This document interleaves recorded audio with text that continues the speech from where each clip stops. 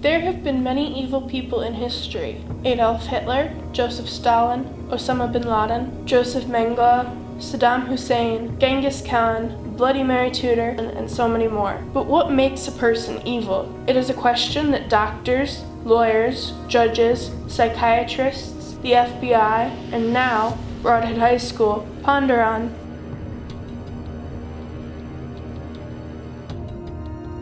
The most evil person I could think of would be Adolf Hitler. Adolf Hitler. Queen Elizabeth. She's pretty evil. I would say Voldemort in Harry Potter.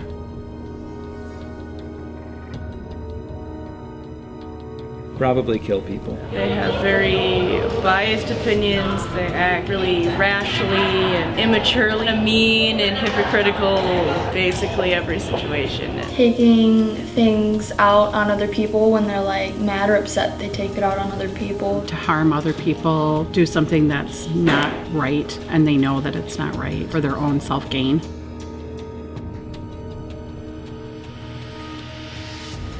I think probably both. It depends. You know, some people can be born in certain developmental problem or just a mental trait that's hereditary can make them kind of sociopathic and evil, or how people treat them as they grow up can make them evil. It depends on what situation you're born into, I suppose. I don't think anyone is actually born evil. I think it has a lot to do with environment. I think they become evil because you have to learn those actions. You don't know them. I think somebody could be born evil, and then I think some people, based on what happens in their life, become evil.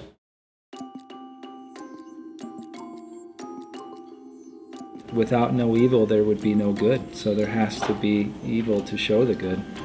The universe made evil people. No, not everyone can be, peaceful and happy and perfectly A-okay all the time. There's gotta be some balance, conflict with that, so the good people can be found. I don't think there's really an explanation or necessarily a reason or answer why there's evil people. I think it's just one of those things that there's good and bad in the world, and that's part of it, so.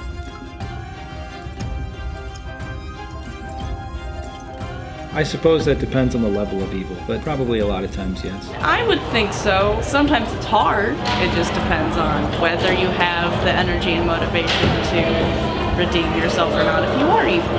I don't think someone that is truly evil could ever be completely redeemed. I believe that they can take steps to try to become redeemed. It depends on what they do. Some can and some cannot, I think. It's kind of whether they're actually born evil and whether it's in their genetics to change. Some I think can and some maybe not.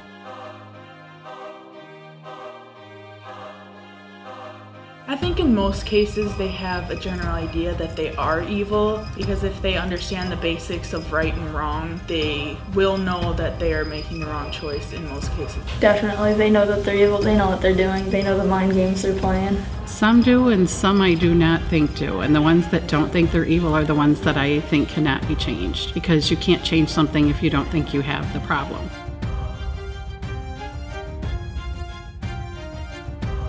Yes, of course. Like the show Dexter. I think a person can still do good things if they're evil, but only if it benefits them in some way, shape, or form. I think they can still do good things. It just kind of depends on what they have to do them, or who they have to do them towards. I think they can, whether they realize it or not, but I think they can.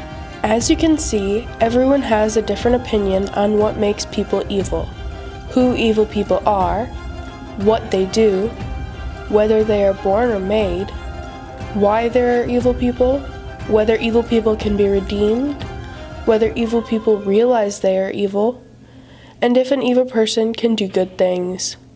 In the end, though, it mostly comes down to the choices we make. As a very wise person once said, we have all got light and dark inside us. What matters is the part we choose to act on. That's who we really are.